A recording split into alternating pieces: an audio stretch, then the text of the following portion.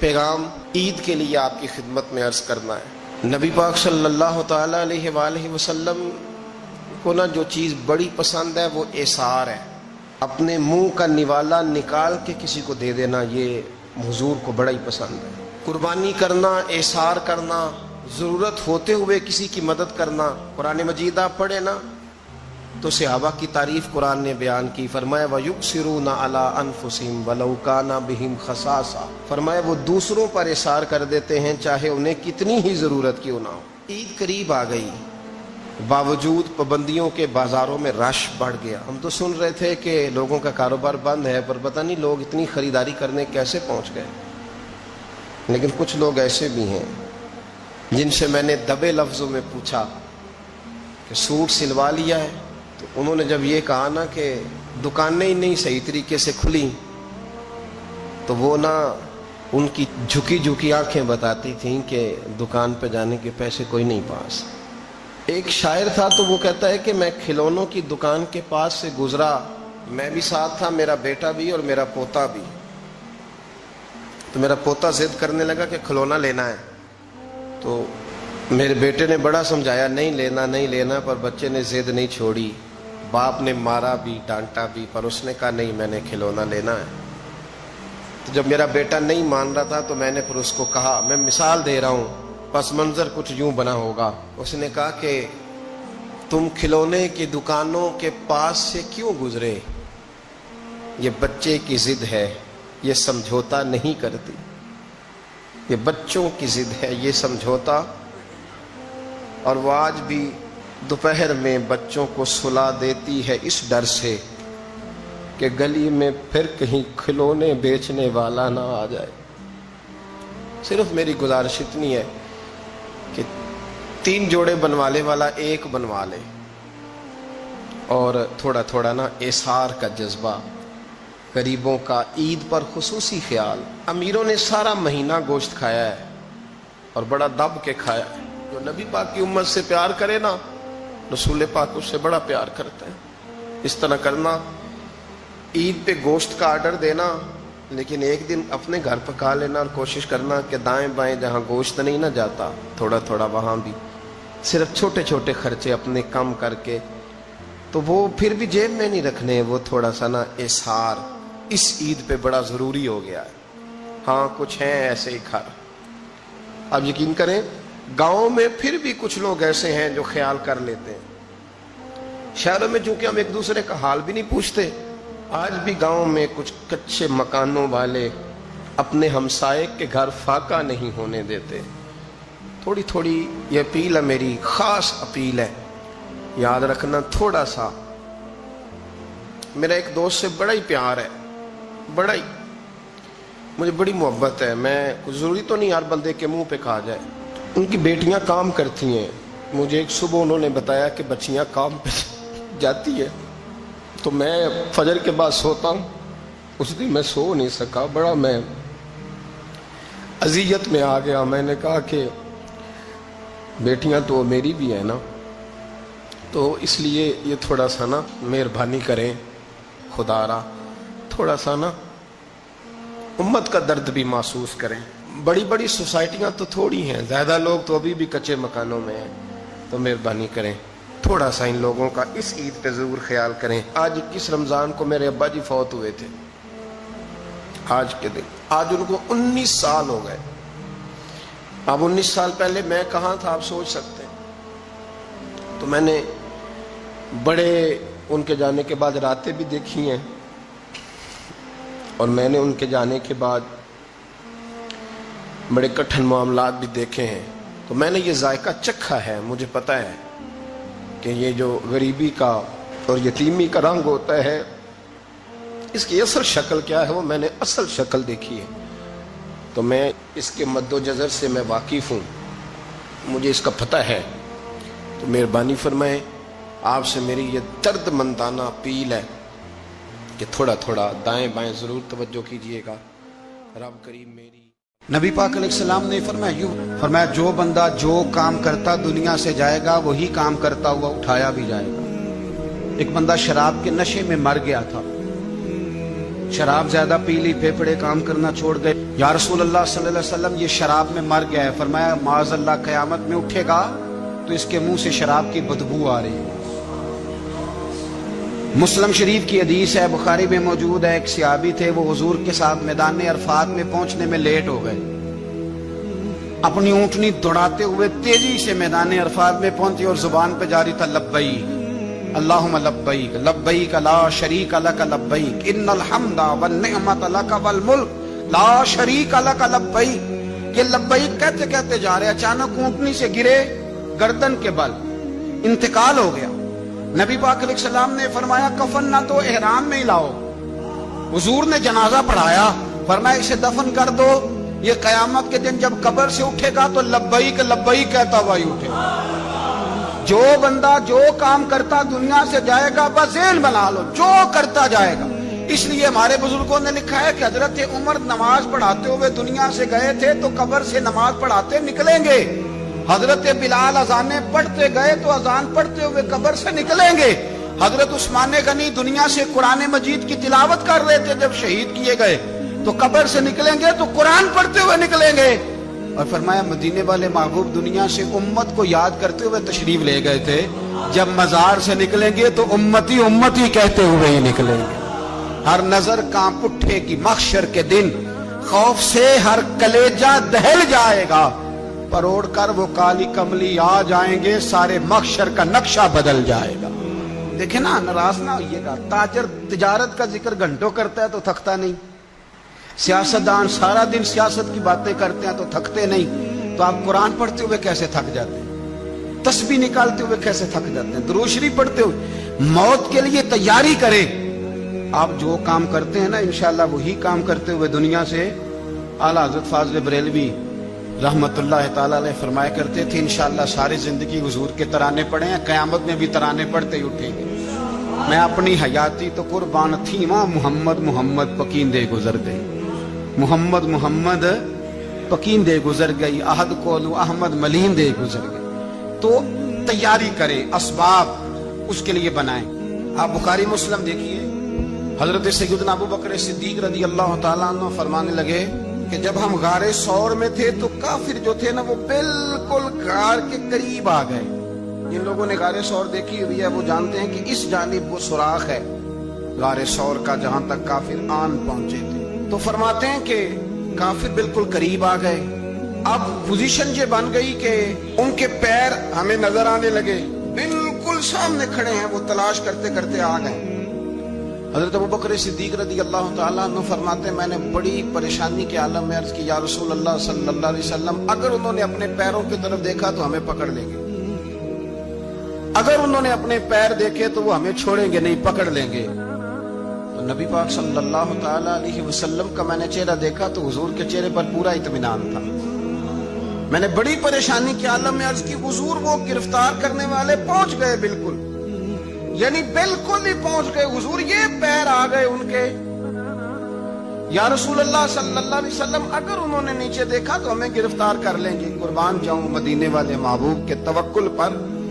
نبی کریم نے ایک جملہ کہا، حضور بڑے اطمینان سے فرمانے لگے ابو بکر ان دو بندوں کے بارے میں تیرا کیا خیال ہے جن کے ساتھ تیسرا ان کا رب ہوا کرتا ہے؟ جن کے ساتھ تیسرا ان کا رب ہو تو ان کے بارے میں تیرا کیا خیال ہے؟ ان اللہ معانا، فرمایا بے شک اللہ ہمارے ساتھ ہے. تو اللہ کی ذات پر توکل، بھروسہ اس کے فضل پر، اس کے کرم پر. دیکھیں نا ہمارے ہاں بہت زیادہ بعض لوگ خوف کا شکار ہو جاتے ہیں، ڈرتے پھرتے ہیں، سہمے رہتے ہیں. اور خدا کے بندے تیرا ڈر تجھے مارے گا، تیرا خوف تجھے مار ڈالے گا، تیرا ڈر جو ہے وہ تجھے کمزور کر دے گا. اگر تیرے اندر قوت ہے، اگر تیرے اندر ہمت ہے. جو لوگ روب کا شکار ہو جاتے ہیں وہ چلے جاتے ہیں، وہ ختم ہو جاتے ہیں. اور جن کی قوتیں باقی رہتی ہیں، جن کی ہمتیں باقی رہتی ہیں، جن کی طاقتیں باقی رہتی ہیں، وہ جسمانی طور پر تو جوان ہوتے ہیں، اللہ انہیں روحانی طور پر بھی جوانی عطا فرما دے. یہ جو دن چل رہے ہیں وہ ہمارے ہاں ہمارے حکمران کہتے ہیں مزید سخت فیصلے کرنے پڑیں گے. میں نے کہا تمہارے لیے تو آسان ہے، اس لیے کہ تم تو جس دفتر میں بیٹھ کے فیصلہ کرتے ہو اس کی تو بتی کوئی نہیں جاتی. تمہیں کیا پتا ہو، وہاں تو اے سی بھی 1 منٹ کے لیے بند نہیں ہوتا. یہ تو اس سے پوچھو باپ سے کہ جو عید سے پہلے اپنی بیوی سے مشورہ کر رہا ہے کہ عید آ گئی ہے، اگر بیٹی کے گھر کپڑے نہ بھیجے تو اس کی ساس باتیں کرے گی۔ یہ چھوٹی عید گزری تھی نا، تو ہمارے ہاں کچھ لوگ سمجھتے ہیں کہ سخاوت صرف رمضان میں ہی کرنی ہے، اور رمضان میں ثواب زیادہ ہے، ورنہ راشن ونڈن والے اور لوگ کو عیدوں بعد بھی بھوک لگ دیجئے، عید کے بعد بھی اسی طرح ہی غریب کے ساتھ پیٹ ہوتا ہے، لیکن توجہ نہیں۔ ایک تو ذوق علم پیدا کریں، ہم نے اس عید پہ کوشش کرنی ہے کہ ہماری گلی میں، ہمارے محلے میں، ہمارے دائیں بائیں تھوڑا سفر کریں، بچوں کو دیکھیں، سرکاری سکول سے نکلتے بچوں کو دیکھیں، مساجد مدارس سے نکلتے بچوں کو دیکھیں، ہم نہ ایک ایک دو دو کا ساتھ دیں۔ یہ جتنی سیاسی جماعتیں کام کر رہی ہیں، جن کی حکومت تھی، جن کی ہے، پتہ نہیں کل کس کی آئے گی، میں تو ذاتی طور پر ان سے پورا مایوس ہوں۔ مجھے تو نہیں لگتا کہ جتنے لوگ آج تک حکومت کر چکے ہیں، بار بار آتے ہیں یا پچھلی حکومت گئی ہے، ان کے پاس کوئی پلان ہی نہیں ہے۔ یہ تو بیچارے ایک دوسرے کی ٹانگیں کھینچنے کے علاوہ نہ کچھ کر سکے ہیں، نہ امید ہے کچھ کریں گے۔ لیکن غریب کی تکلیف بڑھ گئی ہے۔ میرے پاس 20 لوگ آتے ہیں، آتے تو وہ دعا کا کہنے ہیں، آتے تو صرف یہ بتانے ہیں کہ اس مشکل میں ہوں، دعا کرنا۔ لیکن دوستو، لوگوں کی باتیں سن کے بڑی تکلیف ہوتی ہے۔ ہم کیا کسی کی مدد کر سکتے ہیں؟ ہمارے لیے تو مدارس چلانے مشکل ہیں، لیکن لوگ اذیت کا شکار ہیں، ذہنی کرب کے نیچے لوگ آ گئے، اتنی بڑی اذیتیں کھڑی کر دی گئی ہیں۔ تھوڑا تھوڑا دیکھو، 2 کا کھانا 3 بھی تو کھا ہی سکتے ہیں نا، 3 کا کھانا 4 بھی تو کھا ہی سکتے ہیں نا۔ میرے محبوب نے ہمیں یہ نہیں کہا تھا زیادہ گوشت پکانا، بلکہ رسول پاک نے تو رنگ ہی بڑا سادہ دیا ہے۔ کریم نے فرمایا، عائشہ شوربہ ذرا زیادہ کر لو، پڑوسیوں کو بھی سالن دے دیں گے، تھوڑا شوربہ زیادہ کر لو، اسی کو بڑھا لو، تھوڑا شوربہ بڑھا لیں، تھوڑا تھوڑا ایک دوسرے کی مدد کریں، دست شفقت رکھیں۔ گلیوں میں سنسان لوگ، اب تو لوگ ایک دوسرے سے دکھ بھی نہیں کہتے، وہ کہتے ہیں دینا کسی نے ہے کچھ نہیں، اور تماشا الگ سے بن جائے گا۔ دوستو، ہم نے خود ایک دوسرے کا ہاتھ بٹانا ہے۔ جو لوگ صاحب ثروت ہیں، دیکھو ایک ہی باپ کی اولاد ہوتی ہے، ایک کو اللہ بڑا نواز دیتا ہے، 2-3 کمزور رہ جاتے ہیں، اس کو چاہیے وہ دوسروں پہ دست شفقت رکھے۔ ایک گلی میں سارے لوگ ایک ہی قبیلے کے، ایک ہی علاقے کے، ایک آگے نکل گیا ہے، اسے چاہیے وہ دوسروں کا خیال کرے۔ عزیز بھائیوں، ہم نے اس کمر توڑ مہنگائی کے دور میں، تقریر تو میں کر رہا ہوں، یہ کسی اور نے کیسے شروع کر دی؟ اس وقت میرا ٹائم ہے جی تقریر کا، اور کوئی نہیں کرے گا، خاموشی سے بیٹھے، اللہ آپ کو جزائے خیر دے۔ آپ لوگ اگر بیٹھ جائیں گے تو اچھا رہے گا، پچھلوں کو بھی آسانی ہو جائے گی۔ پیچھے آپ کے لوگ تکلیف میں ہیں، نہیں پیچھے دیکھنے کو نہیں کہا، بیٹھنے کو کہا، اگر آسانی سے بیٹھ سکیں اللہ آپ کو جزائے خیر عطا فرمائے۔ کسی اور جگہ پہ اہتمام ہو جاتا زیادہ اچھا تھا، کچھ تھوڑی سی دشواری احباب کو ہوئی، لیکن کئی دفعہ دور سے بندہ چل کے آئے تو اسے نماز کا زیادہ ثواب ہوتا ہے۔ تو آپ تھوڑا سا، ہمارا گفتگو کا وقت ہے، لمبا نہیں، آپ اگر اطمینان سے بیٹھ جائیں گے تو 2-4 باتیں اپنی بساط کے مطابق عرض کرنے کی کوشش کروں گا، اللہ توفیق عطا فرمائے۔ سب سے پہلی بات تو یہ ہے کہ یہ دستار فضیلت ہے طلباء کا۔ علم کا لغوی معنی جاننے کے ہوتے ہیں۔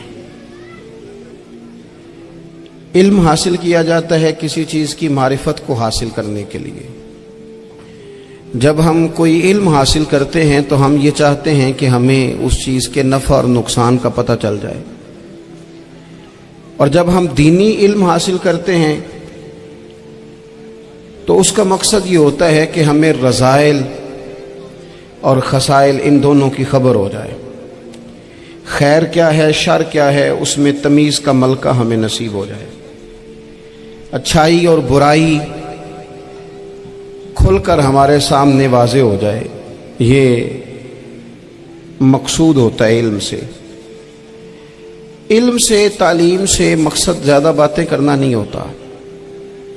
ایک آدمی بہت زیادہ باتیں کرتا ہے تو شاید بڑا عالم ہے، ایک شخص بہت زیادہ گفتگو کرتا ہے تو اس کے پاس معلومات زیادہ، ایسا نہیں، بلکہ حضرت عبداللہ ابن مسعود رضی اللہ تعالیٰ عنہ سے جب کسی نے پوچھا تھا کہ بڑا عالم کون ہوتا ہے، تو آپ فرمانے لگے جو رب سے زیادہ ڈرے وہ بڑا عالم ہے۔ اور دلیل انہوں نے یہ دی کہ اللہ کریم نے قرآن مجید میں فرمایا ہے کہ انما یخشی اللہ من عبادہ العلماء، اللہ کے بندوں میں سے جو عالم ہیں وہ رب سے ڈرتے ہیں۔ تو دینی تعلیم، اس کی معلومات حاصل کرنے کی کوشش کریں، صحیح کریں۔ قرآن مجید کی ایک آیہ کریمہ کا کچھ حصہ جو میں نے تلاوت کیا، اس میں اللہ کریم نے فرمایا اپنے محبوب سے، کہا وَقُلْ رَبِّ زِدْنِی عِلْمًا، اے محبوب آپ میری بارگاہ میں یہ دعا مانگیں، آپ یہ عرض کریں کہ اے رب میرے علم میں اضافہ کر دے، اے مالک میرے علم میں اضافہ کر دے۔ بہت ساری چیزیں ایسی ہوتی ہیں جن کی زیادتی ٹھیک نہیں ہوتی، وہ زیادہ ہو جائیں تو نقصان کرتی ہیں، لیکن علم ایک ایسی چیز ہے کہ جس کے بارے میں رب کریم نے کہا کہ محبوب آپ دعا مانگیں کہ آپ کو زیادہ علم دیا جائے۔ اور پھر علم ایک ایسی چیز ہے کہ کوئی بھی آدمی یہ دعویٰ نہ کرے کہ میں نے بڑا حاصل کر لیا ہے، میری اب تکمیل ہو گئی ہے، میں اب مکمل ہو گیا ہوں۔ جن کو اللہ نے غیب کے خزانوں کی کنجیاں دی ہیں نا، ان سے بھی رب کریم نے کہا ہے کہ محبوب آپ دعا کریں کہ مالک میرے علم میں اضافہ کر دے۔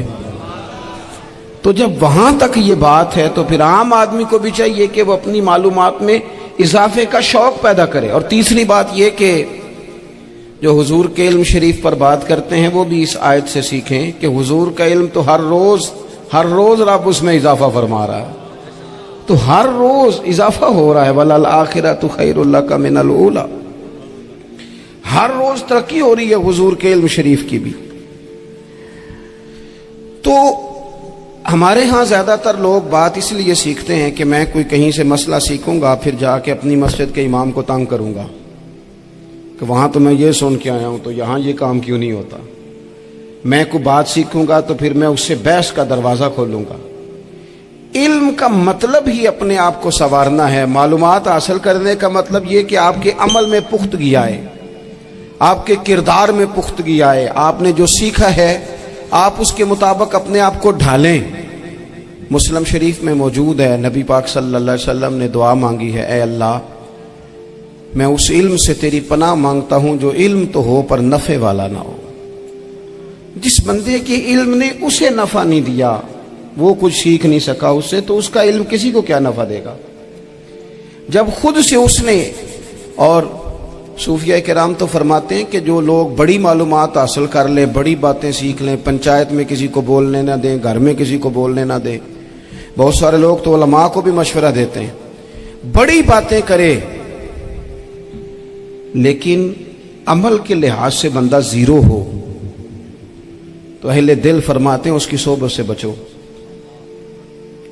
اسے بڑا پتہ ہے، بڑی باتیں آتی ہیں، بڑی باتیں کرتا ہے، لیکن گفتگو کی حد تک تو بہت بڑا ہے، عمل کے معاملے میں صفر ہے۔ بہت سارے لوگ مسجد کے حجرے میں میٹنگ ہو رہی ہوتی ہے اور وہ لمبی دلیلیں اور مشورے دے رہے ہوتے ہیں، نماز کا ٹائم آ جائے تو اٹھ کے چلے جاتے ہیں، کہتے ہیں میں اپنے محلے دی مسیتیں پڑھنی ہیں۔ کئیوں کو کام یاد آ جاتا ہے۔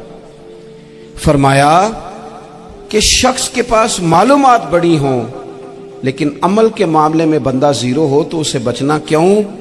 اس لیے کہ اگر پڑھا لکھا آدمی بے عمل ہونا تو وہ اپنی بے عملی پر بھی دلیلیں پیش کرتا ہے۔ وہ کہتا ہے میں یہ کام نہیں کرتا تو یہ میرے پاس دلیل ہے، وہ تو بے عملی کو بھی مزین کر دے گا معاذ اللہ۔ تو دینی تعلیم ایک تو حاصل اس لیے کریں کہ ہم نے اپنے آپ کو سنوارنا ہے، اور دوسرا علم کا شوق طبیعت میں ہو۔ دیکھیں نا، اللہ کے حبیب صلی اللہ علیہ وسلم نے فرمایا ہے کہ جو علم کے رستے پہ چل پڑا وہ جنت کے رستے پہ چل پڑا ہے۔ جمعوں میں، محفلوں میں کانوں کے ذائقے کے لیے نہ آئیں، اس لیے آئیں کہ میرے علم میں، میرے عمل میں یہ کوئی اضافے کی بات بنے گی، میں کوئی نصیحت حاصل کروں گا تو میرے دل کا زنگ اترے گا۔ ہمارے ہاں یہاں لوگ مزے کے لیے آتے ہیں اور آج کل لوگ فوٹو کے لیے آتے ہیں۔ ان دو کاموں سے نکل کر خالص اصلاح کی نیت سے علم کا شوق، ہمارے ہاں تیزی سے ایک حرکت کی گئی، علماء کا وقار خراب کیا گیا اور لوگوں کو دینی علوم سے دور کیا گیا، اور اس میں بعض بیچارے واعظین اور خطباء نے بھی کردار ادا کیا جب جعلی پیر کی تعریفیں کھول کے کی، اور اسے پتہ نہیں کہاں تک یہ اسٹیج ہوتے ہیں نا، ان میں کوئی بندہ اچھا لگے بھی تو اس کے لیے دعا کرنی چاہیے، تعریفیں نہیں کرنی چاہیے۔ تعریفیں اس کا کوئی فائدہ نہیں ہے، اس بندے کو تو دعا کا فائدہ ہے، اگر آپ کو اچھا لگ رہا ہے تو اسے دعا دیں، اس سے زیادہ کچھ نہیں کریں۔ اور ہمارے ہاں جناب وہ نقیب محفل بیچارے کی شامت آ جاتی ہے اگر تعریفیں تھوڑی کرے تو کہتے ہیں انہوں تو نام ہی نہیں لینا ہوندا۔ اور بھائی اس کے نام لینے سے آپ کا قد اونچا ہوتا ہے۔ تو علم اور عالم ان دونوں چیزوں سے قوم کو دور کیا گیا۔ دینی تعلیمات کا فقدان ہے، جو میٹرک تک لوگ 60-70 کتابیں پڑھ جاتے ہیں انہیں بھی قرآن پاک ٹھیک سے نہیں پڑھنا آتا، دور کیا گیا۔ آپ مجھے بتائیے، چلیں ایک مسجد ہی آپ دیکھ لیں، اس مسجد کے اندر اگر ایک طرف ایک عالم دین مشکات شریف کھول کے بیٹھے ہوں، حدیث پاک کا درس ہو رہا ہے، یا بہار شریعت کھول کے بیٹھے ہیں، فقہی مسائل بیان کیے، اور اسی مسجد میں ایک بابا جی جبہ پہن کے تگڑا سا بڑی سی پگڑی باندھ کے اور 500 دانے والی تسبیح لے کے بیٹھے ہیں، اب ایک بندہ اندر آتا ہے تو وہ کدھر جائے گا، عالم کی طرف کہ بابا جی کی طرف؟ وہ کیوں جا رہا ہے بھلا بابا جی کی طرف؟ وہ اس لیے کہ ہم نے اسے یہ بتایا ہی نہیں کہ جس طرح سبحان اللہ سبحان اللہ سبحان اللہ پڑھنا عبادت ہے نا، اسی طرح دارابا پڑھنا بھی عبادت ہے۔ اسے ہم نے بتایا نہیں کہ جب تک علم کے رستے میں رہنا بھی عبادت ہے، جب تک اسے یہ سمجھ نہیں نہ آئے گی کہ جس طرح وظائف کی کتاب پڑھنا عبادت ہے، اسی کتاب پڑھے نا تو صحابہ کی تعریف قرآن نے بیان کی، فرمایا وَيُؤْثِرُونَ عَلَىٰ أَنفُسِهِمْ وَلَوْ كَانَ بِهِمْ خَصَاصَةٌ، فرمایا وہ دوسروں پر اثار کر دیتے ہیں چاہے انہیں کتنی ہی ضرورت کیوں نہ ہو۔ عید قریب آ گئی، باوجود پابندیوں کے بازاروں میں رش بڑھ گیا۔ ہم تو سن رہے تھے کہ لوگوں کا کاروبار بند ہے، پر پتہ نہیں لوگ اتنی خریداری کرنے کیسے پہنچ گئے۔ لیکن کچھ لوگ ایسے بھی ہیں جن سے میں نے دبے لفظوں میں پوچھا کہ سوٹ سلوا لیا ہے، تو انہوں نے جب یہ کہا نا کہ دکانیں ہی نہیں صحیح طریقے سے کھلی، تو وہ نا ان کی جھکی آنکھیں بتاتی تھیں کہ دکان پہ جانے کے پیسے کوئی نہیں پاس۔ ایک شاعر تھا تو وہ کہتا ہے کہ میں کھلونوں کی دکان کے پاس سے گزرا، میں بھی ساتھ تھا، میرا بیٹا بھی اور میرا پوتا بھی۔ تو میرا پوتا ضد کرنے لگا کہ کھلونا لینا ہے، تو میرے بیٹے نے بڑا سمجھایا نہیں لینا، پر بچے نے ضد نہیں چھوڑی، باپ نے مارا بھی ڈانٹا بھی، پر اس نے کہا نہیں میں نے کھلونا لینا ہے۔ تو جب میرا بیٹا نہیں مان رہا تھا تو میں نے پھر اس کو کہا، میں مثال دے رہا ہوں، پس منظر کچھ یوں بنا ہوگا۔ اس نے کہا کہ تم کھلونے کی دکانوں کے پاس سے کیوں گزرے؟ یہ بچے کی ضد ہے، یہ سمجھوتا نہیں کرتی، یہ بچوں کی ضد ہے، یہ سمجھوتا۔ اور وہ آج بھی دوپہر میں بچوں کو سلا دیتی ہے اس ڈر سے کہ گلی میں پھر کہیں کھلونے بیچنے والا نہ آ جائے۔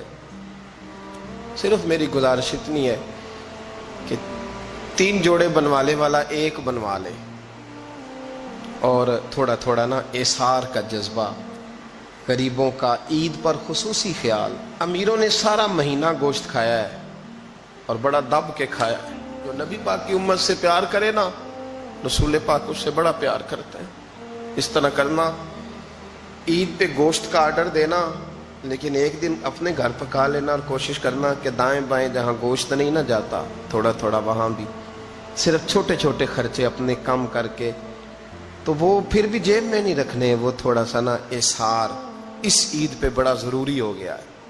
ہاں کچھ ہیں ایسے ہی گھر، اب یقین کریں گاؤں میں پھر بھی کچھ لوگ ایسے ہیں جو خیال کر لیتے ہیں۔ شہروں میں چونکہ ہم ایک دوسرے کا حال بھی نہیں پوچھتے، آج بھی گاؤں میں کچھ کچے مکانوں والے اپنے ہمسائے کے گھر فاقہ نہیں ہونے دیتے۔ تھوڑی تھوڑی یہ اپیل ہے، میری خاص اپیل ہے، یاد رکھنا تھوڑا سا۔ میرا ایک دوست سے بڑا ہی پیار ہے، بڑا ہی، مجھے بڑی محبت ہے، میں کچھ ضروری تو نہیں ہر بندے کے منہ پہ کہا جائے۔ ان کی بیٹیاں کام کرتی ہیں، مجھے ایک صبح انہوں نے بتایا کہ بچیاں کام پہ جاتی ہے، تو میں فجر کے بعد سوتا ہوں، اس دن میں سو نہیں سکا، بڑا میں اذیت میں آ گیا۔ میں نے کہا کہ بیٹیاں تو میری بھی ہیں نا، تو اس لیے یہ تھوڑا سا نا مہربانی کریں خدا را، تھوڑا سا نا امت کا درد بھی محسوس کریں۔ بڑی بڑی سوسائٹیاں تو تھوڑی ہیں، زیادہ لوگ تو ابھی بھی کچے مکانوں میں ہیں، تو مہربانی کریں تھوڑا سا ان لوگوں کا اس عید پہ ضرور خیال کریں۔ آج 21 رمضان کو میرے ابا جی فوت ہوئے تھے، آج کے دن، آج ان کو 19 سال ہو گئے۔ اب 19 سال پہلے میں کہاں تھا آپ سوچ سکتے ہیں۔ تو میں نے بڑے ان کے جانے کے بعد راتیں بھی دیکھی ہیں، اور میں نے ان کے جانے کے بعد بڑے کٹھن معاملات بھی دیکھے ہیں، تو میں نے یہ ذائقہ چکھا ہے، مجھے پتہ ہے کہ یہ جو غریبی کا اور یتیمی کا رنگ ہوتا ہے، اس کی اصل شکل کیا ہے وہ میں نے اصل شکل دیکھی ہے، تو میں اس کے مد و جزر سے میں واقف ہوں، مجھے اس کا پتہ ہے۔ تو مہربانی فرمائیں، آپ سے میری یہ درد مندانہ اپیل ہے کہ تھوڑا تھوڑا دائیں بائیں ضرور توجہ کیجئے گا۔ رب کریم میری نبی پاک علیہ السلام نے فرمایا جو بندہ جو کام کرتا دنیا سے جائے گا وہی کام کرتا ہوا اٹھایا بھی جائے گا۔ ایک بندہ شراب کے نشے میں مر گیا تھا، شراب زیادہ پی لی، پھیپھڑے کام کرنا چھوڑ گئے۔ یا رسول اللہ صلی اللہ علیہ وسلم یہ شراب میں مر گیا ہے۔ فرمایا معاذ اللہ قیامت میں اٹھے گا تو اس کے منہ سے شراب کی بدبو آ رہی ہے۔ مسلم شریف کی حدیث ہے، بخاری میں موجود ہے، ایک صحابی تھے، وہ حضور کے ساتھ میدان عرفات میں پہنچنے میں لیٹ ہو گئے۔ اپنی اونٹنی دوڑاتے ہوئے تیزی سے میدان عرفات میں پہنچے اور زبان پہ جاری تھا لبیک اللہم لبیک لبیک لا شریک لک لبیک ان الحمد والنعمت لک والملک لا شریک لک لبیک۔ یہ لبیک کہتے کہتے جا رہے، اچانک اونٹنی سے گرے، گردن کے بل انتقال ہو گیا۔ نبی پاک علیہ السلام نے فرمایا کفن نہ تو احرام میں ہی لاؤ۔ حضور نے جنازہ پڑھایا، فرمایا اسے دفن کر دو، یہ قیامت کے دن جب قبر سے اٹھے گا تو لبیک لبیک کہتا ہوا ہی اٹھے گا۔ جو بندہ جو کام کرتا دنیا سے جائے گا، بس ذہن بنا لو جو کرتا جائے گا۔ اس لیے ہمارے بزرگوں نے لکھا ہے کہ حضرت عمر نماز پڑھاتے ہوئے دنیا سے گئے تھے تو قبر سے نماز پڑھاتے نکلیں گے۔ حضرت بلال اذانیں پڑھتے گئے تو اذان پڑھتے ہوئے قبر سے نکلیں گے۔ حضرت عثمان غنی دنیا سے قرآن مجید کی تلاوت کر رہے تھے، جب شہید کیے گئے تو قبر سے نکلیں گے تو قرآن پڑھتے ہوئے نکلیں گے۔ اور فرمایا مدینے والے محبوب دنیا سے امت کو یاد کرتے ہوئے تشریف لے گئے تھے، جب مزار سے نکلیں گے تو امتی امتی کہتے ہوئے ہی نکلیں گے۔ ہر نظر کانپ اٹھے گی محشر کے دن، خوف سے ہر کلیجہ دہل جائے گا، پروڑ کر وہ کالی کملی آ جائیں گے، سارے محشر کا نقشہ بدل جائے گا۔ دیکھیں نا، ناراض نہ ہوئیے گا، تاجر تجارت کا ذکر گھنٹوں کرتا ہے تو تھکتا نہیں، سیاستدان سارا دن سیاست کی باتیں کرتے ہیں تو تھکتے نہیں، تو آپ قرآن پڑھتے ہوئے کیسے تھک جاتے ہیں؟ تسبیح نکالتے ہوئے کیسے تھک جاتے ہیں؟ درود شریف پڑھتے ہوئے؟ موت کے لیے تیاری کریں۔ آپ جو کام کرتے ہیں نا انشاءاللہ وہی کام کرتے ہوئے دنیا سے۔ اعلیٰ حضرت فاضل بریلوی رحمت اللہ تعالیٰ علیہ فرمایا کرتے تھے انشاءاللہ ساری زندگی حضور کے ترانے پڑھے ہیں، قیامت میں بھی ترانے پڑھتے ہی اٹھیں گے۔ میں اپنی حیاتی تو قربان تھی ماں، محمد محمد پکیندے گزر گئی، محمد محمد پکیندے گزر گئی، احد کولو احمد ملیندے گزر گئی۔ تو تیاری کریں، اسباب اس کے لیے بنائیں۔ آپ بخاری مسلم دیکھیے، حضرت سیدنا ابو بکر صدیق رضی اللہ تعالیٰ عنہ فرمانے لگے کہ جب ہم غار ثور میں تھے تو کافر جو تھے نا وہ بالکل غار کے قریب آ گئے۔ جن لوگوں نے غار ثور دیکھی ہوئی ہے وہ جانتے ہیں کہ اس جانب وہ سوراخ ہے غار ثور کا جہاں تک کافر آن پہنچے تھے۔ تو فرماتے ہیں کہ کافر بالکل قریب آ گئے۔ اب پوزیشن یہ بن گئی کہ ان کے پیر ہمیں نظر آنے لگے، بالکل سامنے کھڑے ہیں، وہ تلاش کرتے کرتے آ گئے۔ حضرت ابو بکر صدیق رضی اللہ تعالیٰ عنہ فرماتے ہیں میں نے بڑی پریشانی کے عالم میں عرض کی یا رسول اللہ صلی اللہ علیہ وسلم، اگر انہوں نے اپنے پیروں کی طرف دیکھا تو ہمیں پکڑ لیں گے، اگر انہوں نے اپنے پیر دیکھے تو وہ ہمیں چھوڑیں گے نہیں، پکڑ لیں گے۔ تو نبی پاک صلی اللہ تعالیٰ علیہ وسلم کا میں نے چہرہ دیکھا تو حضور کے چہرے پر پورا اطمینان تھا۔ میں نے بڑی پریشانی کے عالم میں عرض کی حضور وہ گرفتار کرنے والے پہنچ گئے، بالکل یعنی بالکل ہی پہنچ گئے حضور، یہ پیر آ گئے ان کے، یا رسول اللہ صلی اللہ علیہ وسلم اگر انہوں نے نیچے دیکھا تو ہمیں گرفتار کر لیں گے. قربان جاؤں مدینے والے محبوب کے توکل پر. نبی کریم نے ایک جملہ کہا.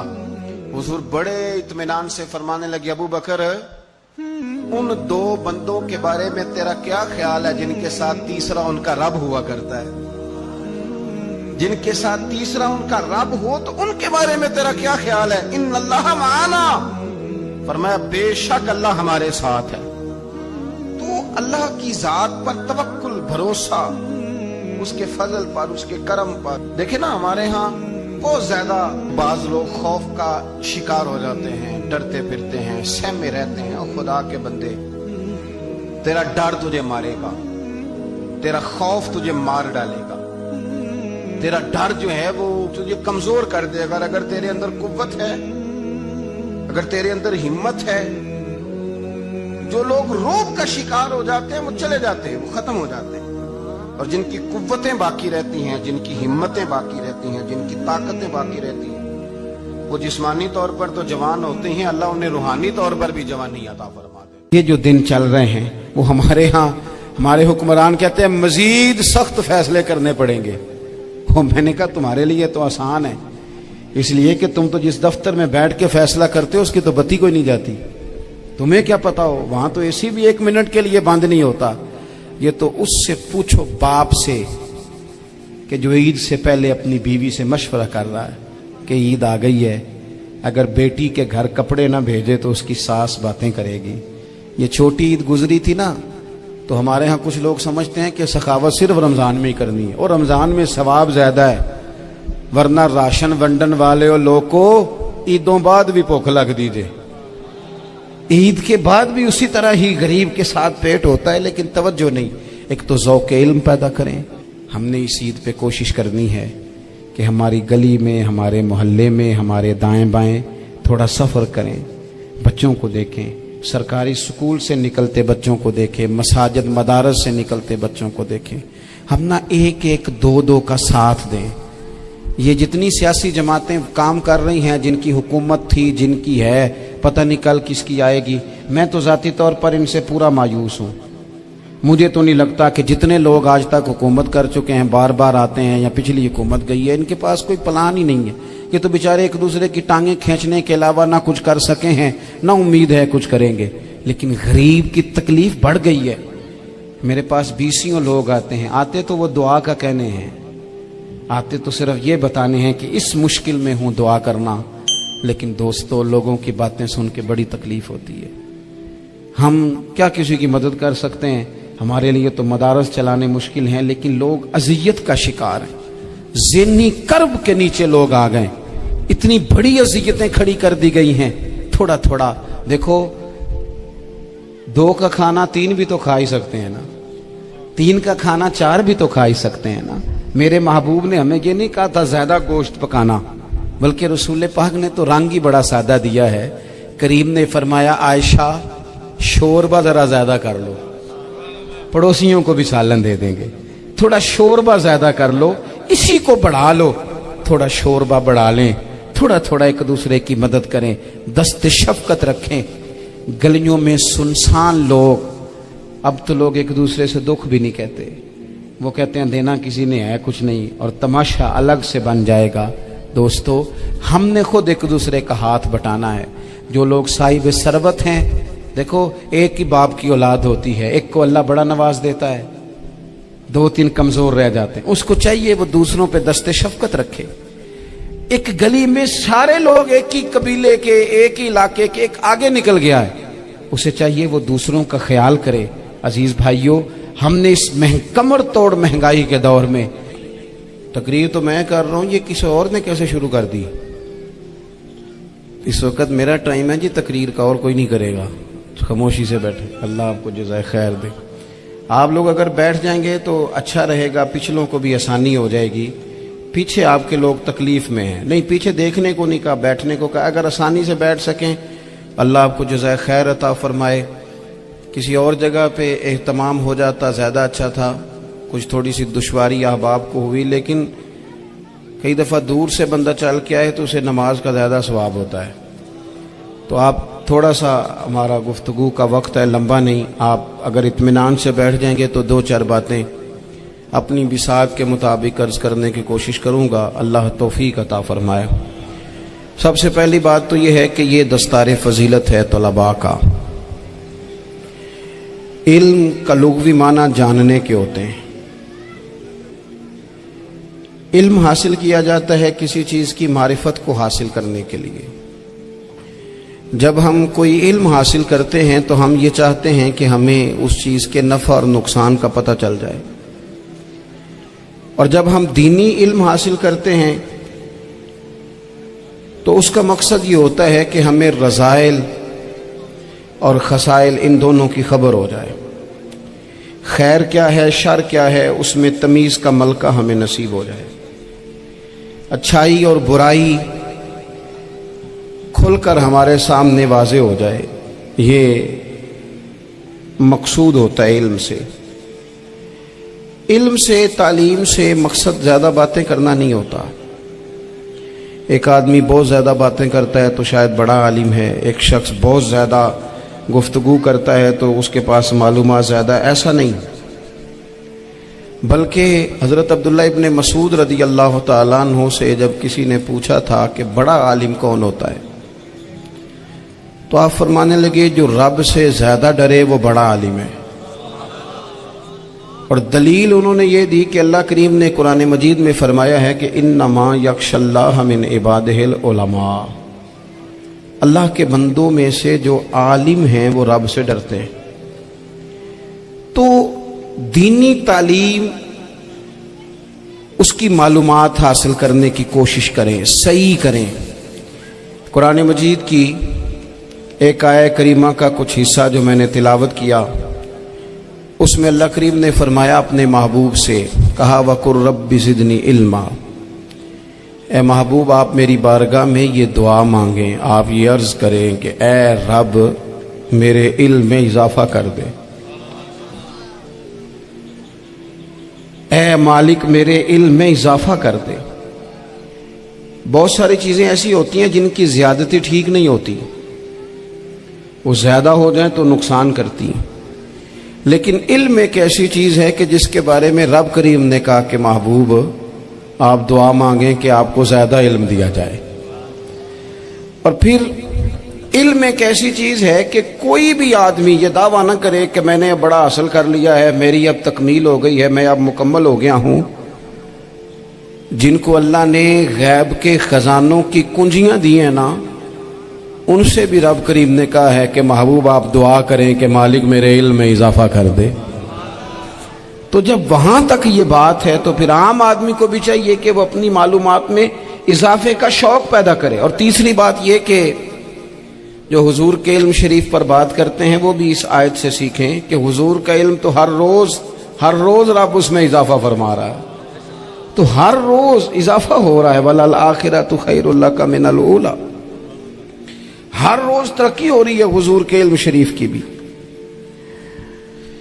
तो हमारे यहाँ ज़्यादातर लोग बात इसलिए सीखते हैं कि मैं कोई कहीं से मसला सीखूंगा फिर जाके अपनी मस्जिद के इमाम को तंग करूंगा कि वहाँ तो मैं ये सुन के आया हूँ तो यहाँ ये काम क्यों नहीं होता। मैं कोई बात सीखूंगा तो फिर मैं उससे बहस का दरवाज़ा खोलूंगा।